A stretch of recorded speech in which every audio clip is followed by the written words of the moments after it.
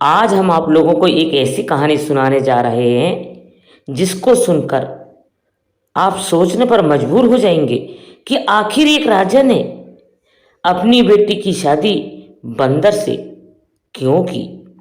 आइए जानते हैं। राजा ने बेटी की शादी बंदर से कर दी। फिर क्या हुआ, देखें। राजकुमारी और बंदर की कहानी। पुराने जमाने में एक नेक राजा था। एक दिन वह राजा अपने मंत्रियां वजीर के साथ सैर पर निकला। जंगल के करीब डेरे डाले और जब खाने का वक्त हुआ तो दस्तरखान बिछाया गया। इतने में राजा ने देखा कि एक बहुत बड़ा पेड़ पर एक बंदर बैठा हुआ है। वो सब कुछ खामोशी के साथ देख रहा है। उसमें बंदरों वाली कोई भी हरकत नहीं थी। वासा ने कहा, थोड़ा सा खाना उस बंदर के सामने भी डाल दो।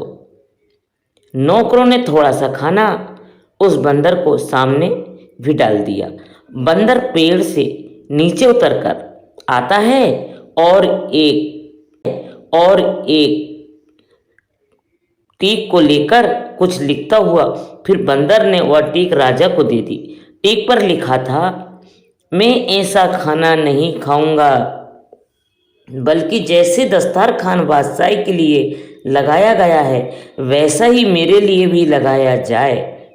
बादशाह को यह देखकर बड़ी हैरानी हुई। बादशाह ने हुक्म दिया कि इसके लिए भी एक ऐसी ही दस्तरखाने लगवा दो जैसा मेरे लिए लगाया गया है। उसके बाद बंदर पेड़ से नीचे उतरकर आया और खाना खाकर फिर से पेड़ के ऊपर चढ़ गया। अचानक आसमान पर काले रंग के बादल छा गए। नौकरों ने जल्दी जल्दी सारा सामान समेटा। बादशाह ने नौकरों से कहा कि एक ब्रेड का टुकड़ा बंदर के सामने रख दो, कहीं वह भीग ना जाए। नौकरों ने टाट का टुकड़ा बंदर के पास लाकर रख दिया। बंदर ने फिर कुछ फिक्री पर लिखा और बादशाह को दे दिया। उस पर लिखा हुआ था, जैसी टाट राजा के लिए लगाई गई है वैसा ही मेरे लिए भी लगाया जाए। बादशाह के कहने पर वैसा ही टाट उसके लिए भी लगाया गया, बंदर के लिए। इतने में बारिश शुरू हो गई। वह बंदर अपने पेड़ से उतरकर अपने खेम में चला गया। और कुछ दिनों बाद जब बादशाह वापस जाने लगा तो बादशाह ने नौकरों से कहा कि जाओ बंदर से पूछ कर आओ, क्या वह हमारे साथ जाने के लिए तैयार है। तो बंदर ने फिर कुछ थ्री पर लिखा कि जैसे हाथी बादशाह के लिए तैयार किया गया है वैसा ही हाथी मेरे लिए भी तैयार किया जाए, तब मैं जाऊंगा। वह बादशाह उस बंदर के अंदर दिलचस्पी दे लेने लगा और उसके लिए भी अपनी जैसी सवारी तैयार करवाई। जब महल के पास पहुंचे तो बादशाह ने हुक्म दिया कि नौकरों के लिए उनमें से एक खेमा बंदर को भी दिया जाए। लेकिन बंदर ने फिर से लिख कर दिया कि जैसा महल बादशाह के लिए है वैसा ही महल मेरे लिए भी बनवाए जाए, फिर मैं वहाँ रहूँगा, वरना मैं वापस जंगल में चला जाऊँगा। बादशाह के पास एक और महल भी था जहाँ वह बहुत कम आया जाया करता था। वो महल बंदर को दे दिया गया। बादशाह की बीवी और नौकरों को भी उस बंदर से बहुत ज़्यादा चिढ़ हो गई थी। उधर बंदर ने बादशाह के महल में भी आना जाना शुरू कर दिया। बंदर मुकदमे बहुत ही गौर से सुनता। जब बादशाह कोई गलत फैसला लेने वाला होता तो बंदर बादशाह के हाथ से फौरन कागज को लेकर फाड़ देता और कलम से सही फैसला लिखकर बादशाह के हाथ में दे देता था। बादशाह को बहुत गुस्सा आया, लेकिन फिर बादशाह समझ गया कोई इस बंदर की वजह से बहुत सारी गलतियां से बच गया है। बादशाह की एक खूबसूरत बेटी भी थी। बादशाह अपनी बेटी से दिल जान से ज़्यादा मोहब्बत करता था। बंदर को देखने का शौक बादशाह की बेटी को भी पैदा हो गया। एक दिन शहजादी अपनी सहेलियों के साथ बंदर को देखने के लिए आई। जब बंदर ने राजकुमारी को देखा तो उसे देखकर वह घूरने लगा। राजकुमारी बंदर के डर से महल के अंदर भाग गई और उसके बाद से यह होने लगा कि शहजादी जब भी बन संवर कर अपना चेहरा आईने में देखती तो शीशे में पीछे से बंदर का चेहरा नजर आ जाता। पता नहीं कैसे बंदर उसके कमरे में घुस जाता था। एक दिन बंदर ने पर्ची में कुछ लिखकर शहजादी के हाथ में थमाया। उस पर्ची में लिखा हुआ था, क्या तुम मेरे साथ शादी करोगी? यकीन करो, मैं भी बहुत खूबसूरत हूँ। शहजादी जानती थी कि आखिर ये तो एक बंदर है, मेरे साथ शादी करोगी? खूबसूरत भी हूँ। शहजादी जानती थी कि शहजादी बंदर है, यह मुझे कोई नुकसान नहीं पहुँचाएगा। धीरे धीरे शहजादी को बंदर से हमदर्दी हो गई। जब यह बात बादशाह तक पहुंची तो उसे यह बात अच्छी न लगी कि बंदर उसकी बेटी के कमरे में आता जाता है। बादशाह एक दिन बंदर से मिलने उसके पास आया। बंदर महल में मौजूद था। बादशाह कहने लगा, देखो, मैं नहीं जानता कि तुम कौन हो। मैंने तुम्हारी हर बात को माना, तुम्हें अपनी बराबरी का दर्जा दिया। शायद दूसरा कोई बादशाह ऐसा नहीं करता तुम्हारे साथ। और अब तुमने मेरी बेटी को परेशान करना शुरू कर दिया। यह बात मुझे जरा सी भी अच्छी नहीं लग रही है। इससे पहले कि मैं कुछ सख्त कदम उठाऊं, तुम सुधर जाओ। बंदर झट से महल से कागज और कलम लेकर आया और कुछ लिखकर बादशाह को दे दिया। उसमें लिखा हुआ था कि मैं आपकी बेटी से शादी करना चाहता हूँ और मैं आपको यकीन दिलाता हूँ कि मैं आपकी बेटी को हमेशा खुश रखूँगा। बादशाह तो ये पढ़कर हक्का बक्का रह गया कि अपनी फूल जैसी शहजादी की शादी इस बंदर से तो हरगिज नहीं हो सकता। बादशाह ने कहा, ऐसा तो मेरी जिंदगी में कभी भी नहीं हो सकता। बंदर ने लपक कर बादशाह के कमर से तलवार निकाली और दूसरे हाथ में लिखा, अगर ऐसा आपकी जिंदगी में नहीं हो सकता तो मरने के लिए तैयार हो जाओ। मैं आपको मारकर आपकी बेटी से शादी कर लूँगा। आप मेरे मोहसिन हैं, मैं आपका एहसानमंद हूँ। आपने मुझे इस महल में रखा, मेरे खाने पीने का इंतजाम किया। मैं आपको मारकर अपने हाथ आपके खून से रंगना नहीं चाहता हूँ। बादशाह ने अपनी मौत को अपने सामने देखा तो कहने लगा, अच्छा, मुझे थोड़ा सोचने के लिए मौका दे दो। बादशाह अपने महल वापस गया, बहुत परेशान हुआ।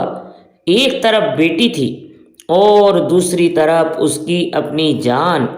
सारी रात टहलते हुए उसने परेशानी में गुजार दी, लेकिन अपनी बीवी को उसने कुछ भी नहीं बताया। वह जानता था कि उसकी बीवी को जैसे ही पता लगेगा तो वह सारा महल अपने सर पर उठा लेगी। सुबह होने तक बादशाह फैसला कर चुका था कि वह अपनी जान दे देगा, लेकिन अपनी बेटी की शादी उस बंदर से कभी भी नहीं करेगा। वह कुछ नसीहत करने के लिए अपनी बेटी के पास गया और कहने लगा, बेटी, कल को अगर मुझे कुछ हो जाए तो तुम्हें अपनी माँ को कैसे देखना है और सल्तन को कैसे संभालना है? शहजादी ने आंखों में आंसू भरकर कहा। शहजाद ने आंखों में आंसू भरकर कहा, अब्बा जाने ये आप कैसी बातें कर रहे हैं। अल्लाह ताला आपकी उम्र में बरकत आती करे। बादशाह ने कहा, मेरी बेटी वह बंदर मेरे भी पीछे पड़ गया है और मुझसे कहता है कि मैं उसकी शादी तुमसे करा दूं, वरना वह मुझे जान से मार देगा। लेकिन यह तो नामुमकिन है, तुम्हारी शादी भला उससे कैसे कर सकता हूँ? तुम्हारी माँ ने उसको कत्ल करने के कई बार मंसूबे किए, लेकिन वह हमेशा नाकाम रही। वह बंदर आज भी जिंदा फिरता है। बादशाह कहने लगा, मैं जाकर बंदर को साफ साफ बता देता हूँ कि मैं तुम्हारी शादी अपनी बेटी के साथ कभी भी नहीं कर सकता। उसके बाद शायद वह मुझे मार दे। तुम अपनी माँ के साथ तहखाने में जाकर छुप जाना और उस वक्त तक बाहर न निकलना, तब तक कि बंदर यहाँ से चला न जाए। और शहजादी ने कहा, अब्बा जान, आपकी जान इतनी बेकार तो नहीं है। आप मेरे ही नहीं, इस सल्तन के बादशाह भी हैं। आप जाकर बंदर से मेरे रिश्ते के लिए हाँ कर दीजिए। आखिरकार शहजादी ने जैसे तैसे अपने बाप को मना लिया।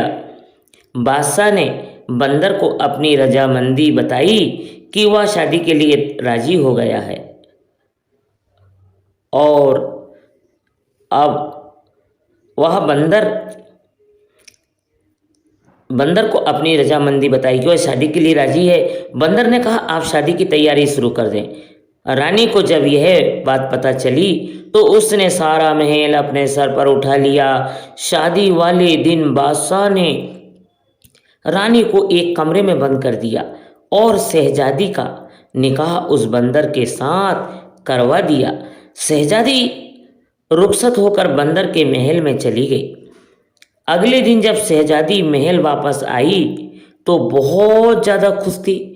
मलिका ने जब यह देखा तो हैरान रह गई। रानी बोली, बेटी तुम उस बंदर के साथ इतनी खुश हो? राजकुमारी बोली, हाँ माँ, मैं बहुत खुश हूँ। शहजादी दिन में अपने बाप यानी राजा के महल में रहती और रात को वक्त वह बंदर के पास उसके महल में चली जाती।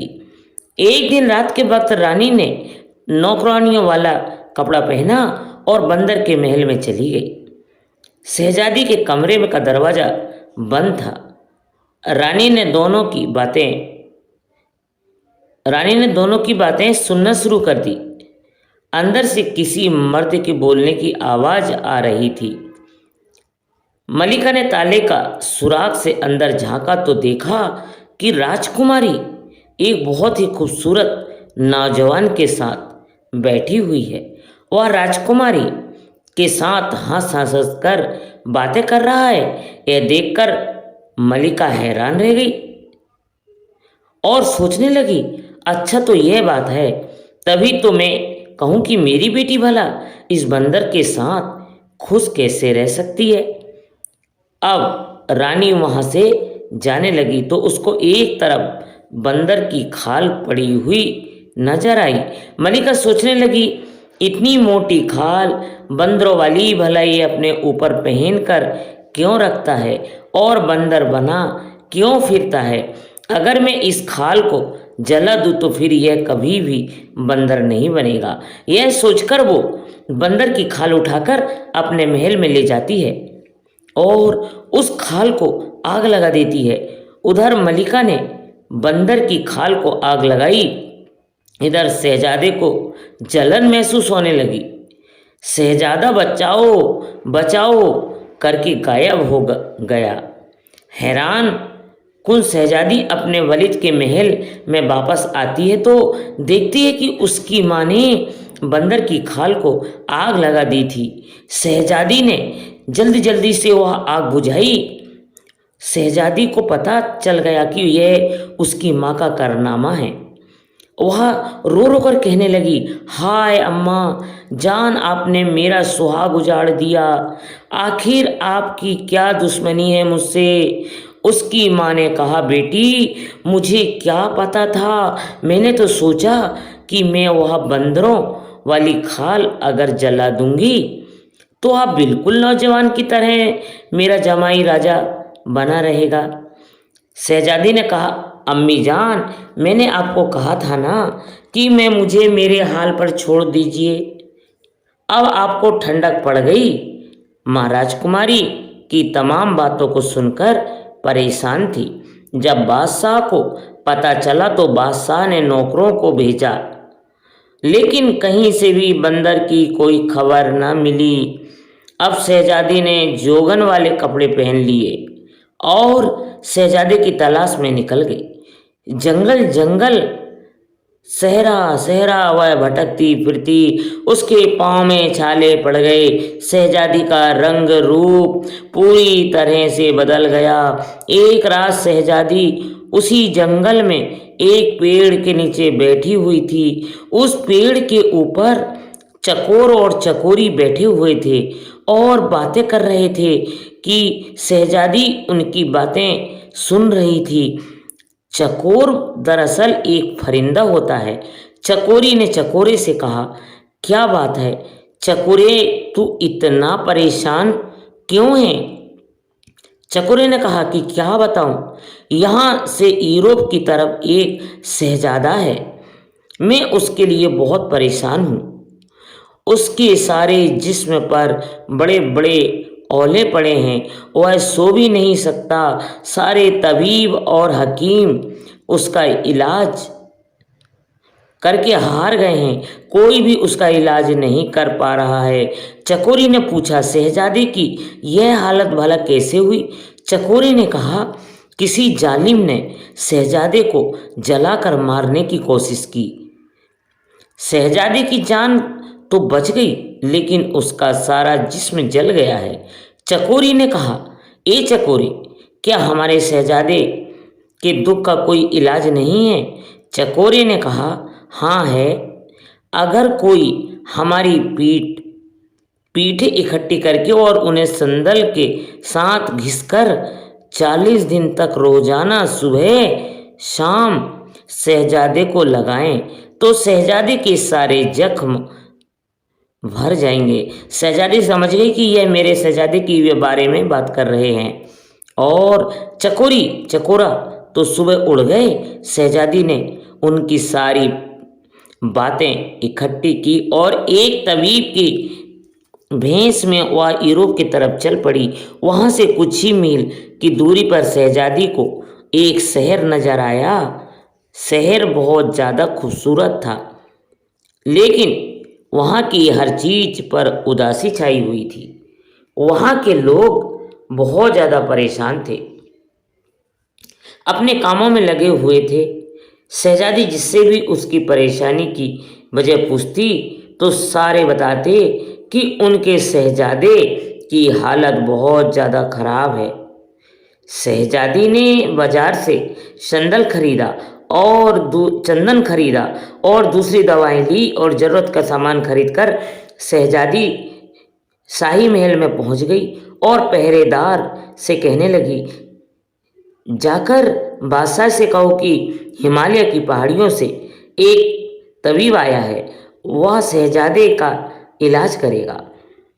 पहरेदार भागता हुआ बादशाह के पास गया। बादशाह ने कहा, उसे अंदर बुलाकर लाओ। बादशाह ने देखा कि यह तो अभी नौजवान है, यह शहजादे का भला क्या इलाज करेगी। फिर भी बादशाह ने कहा, तुम भला क्या कर लोगी, बड़े बड़े तबीब और हकीम हार चुके हैं। शहजादी बोली कि अगर 40 दिन में शहजादा ठीक न हुआ तो जो चोर की सजा है वही मेरी सजा होगी। यह सुनकर बादशाह ने खुशी से हाँ कर दी और शहजादी ने कहा कि मुझे शहजादे के साथ वाला कमरा चाहिए ताकि मैं दिन रात शहजादे की देखभाल कर सकूं। बादशाह के हुक्म पर शहजादी को शहजादे का साथ वाला कमरा दे दिया गया। शहजादी ने इलाज शुरू किया और महीने भर में ही शहजादा पूरी तरह से ठीक हो गया, लेकिन जख्म अभी थोड़े थोड़े बचे थे। जैसे कि चकोरे और चकोरी ने 40 दिन की बात कही थी, इसी तरह शहजादी शहजादे की खिदमत करती रही और बादशाह ने उसे बहुत भारी इनाम देने की तैयारी कर रखी थी और शहजादा उस तबीब का दिल से शुक्रगुजार था। 40वें दिन शहजादी ने शहजादे के जिस्म पर वह लेप किया और वहाँ से निकल गई और अपने महल की तरफ लौट आई। शहजादी ने वहाँ से आने से पहले शहजादे से उसकी अंगूठी मांग ली थी और शहजादे की अंगूठी अपने साथ लेकर वह अपने वालिद के महल पर वापस आ गई। उधर शहजादे को यह मालूम नहीं था कि तबीब चला गया है। महल में शहजादे की सेहत याबी की तैयारी बहुत जोर और शोर से हो रही थी, लेकिन तबीब का दूर दूर तक कोई भी अता पता नहीं था। शहजादा बहुत परेशान था और बादशाह भी हैरान था कि कैसा तबीब था, वह कैसा हकीम था जो बगैर एक पैसे का तकाजा किए हुए खामोशी के साथ यहाँ से चला गया। शहजादा जब पूरी तरह से ठीक हो गया तो उसको अपनी नई नवेली दुल्हन की याद आई। एक दिन वह अपने वालिद से इजाज़त लेकर शिकार के बहाने से निकला और सीधा अपने ससुराल चला गया। उसने शाही लिबास पहन रखा था, उसके साथ फौज का एक शाही दास्ता भी था। नौकरों ने उसे बड़े ही अहमद राम के साथ महल में बिठाया और बादशाह को खबर दी कि बादशाह बेटी के गम में वक्त से पहले ही बूढ़ा हो चुका था। शहजादे ने बड़े ही अदब से बादशाह को सलाम पेश किया। बादशाह ने कहा, तुम कौन हो, कहाँ से आए हो? कहीं के राजकुमार लगते हो, लेकिन मैं तुम्हें नहीं जानता हूँ और मैंने तो इससे पहले तुम्हें कभी भी देखा नहीं। शहजादे ने कहा, ए मेरे मोहसिन, आप भले ही मुझे नहीं जानते, लेकिन मैं आपको कभी भी नहीं भूल सकता। मैं तो आपके बहुत अच्छी तरह से जानता हूँ। दरअसल मैं वही बंदर हूँ जिसको आपने अपनी बराबरी का दर्जा दिया था, अपने महल में रखा, खिलाया पिलाया और अपनी बेटी के साथ साथ मेरी शादी कर दी। बादशाह ने खुशी से और हैरत से पूछा, बेटा यह कैसे मुमकिन है? शहजादे ने कहा कि आपको मैं अपनी कहानी बाद में बताऊंगा, पहले बताइए कि मेरी दुल्हन कहाँ है? बादशाह ने कहा, बेटा वह तुम्हारे जाने के बाद उसी महल में अकेले रहती है।